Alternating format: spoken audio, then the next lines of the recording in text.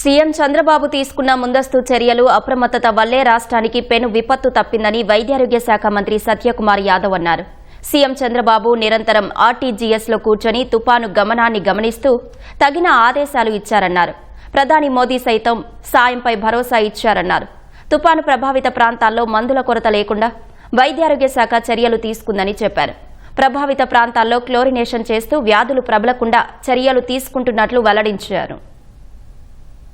ముఖ్యమంత్రి గారు real time governance system ద్వారా ఒక నాయకుడిగా ముందుండి ఈ విపత్తు నుంచి రాష్ట్రాన్ని కాపాడారు.